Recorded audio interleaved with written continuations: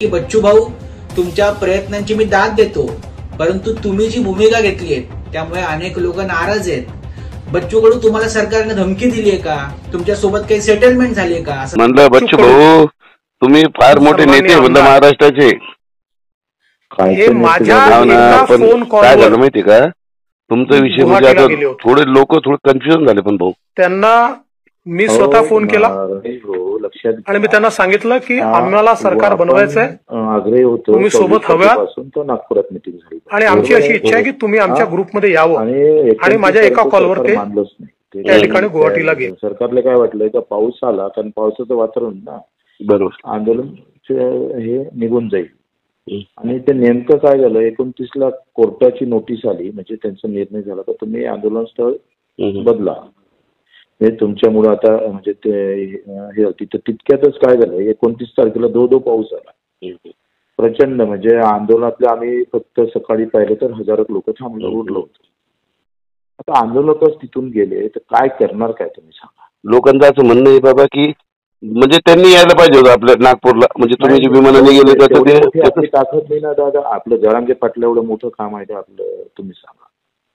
तिथे जरांगे पाटलाच्या आंदोलनाला लाखो लोक, आपल्याजवळ 1000 लोक नाही, भरपूर होते भाऊ। तुम्हाला पाठिंबा आहे ना, अख्ख्या महाराष्ट्राचा पाठिंबा होता। महाराष्ट्रात नाही, आंदोलन स्थळी किती होते, हा ते बी महत्वाचं आहे। आंदोलन स्थळी सुरुवातीला भरपूर लोक आले, दिवसा मागून दिवस गेल्यावर काही लोक महाराष्ट्रातून आले, गाड्या भाड्यानं करून आले, त्यांच्या गाड्याच्या जाण्याच्या तारखा होत्या, हे लक्षात घ्या तुम्ही।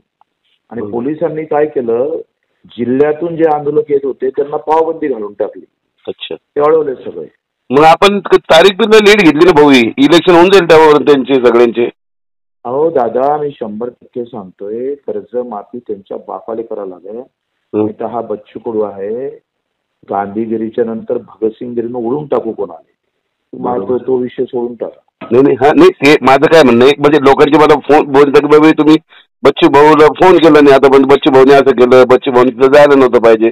पण तुमची भूमिका मला कळल्यापेक्षा मी काहीच बोलू शकत नाही ना। आता कसं आहे, कसं आहे, प्रत्येक जण इथं, हा आमचे 22 मुद्दे होते दादा, एकच मुद्दा होता का आपला? बरोबर, 22 मुद्द्यावर चर्चा करणं हे ऑन दी स्पॉट सगळे सचिवांसोबत बैठक झाल्याशिवाय ते शक्य नव्हतं।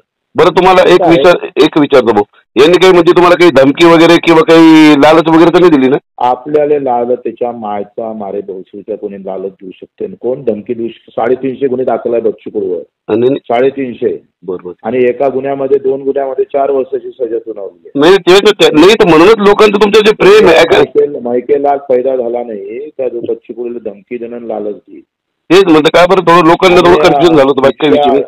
इतक्या वर्षाचं आम्ही स्वातंत्र्य लढतो, पक्षात जाऊन बसलो असतो का, लालच असतो तर कदाचित। बरोबर, ते तर मला कळतं की बाबा इतक्या दिवसापासून लढा आहे तुमचा, आणि पुऱ्या महाराष्ट्रामध्ये तुम्हीच जे अपंग गोरगरिबासाठी लढताय, हे तुमचं जे 182 शासन निर्णय काढले दादा आपण, 20-25, आणि हा तुमचं योगदान आहे। म्हणूनच म्हणजे आम्ही तुमचे जे आज जे बोलतोय की इतक्या नम्रतेने, की हे तुमचं जे हे तुम्ही कमवलेलं जे म्हणता ना प्रेम आहे जनतेचं, बरोबर आहे। आणि ते माझ्या मनामध्ये तुमच्याबद्दल प्रेम आहे, पण जे कन्फ्युजन निर्माण होऊ लागलं ना रमेश पाटील जी, तुम्ही सांगा, सगळेच आंदोलन एकसारखे पाहून का तुम्ही?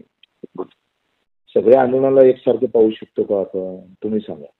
नाही, पण तुम्हाला याची भूमिका लवकर स्पष्ट करावं लागेल भाऊ, का बरं माहिती का?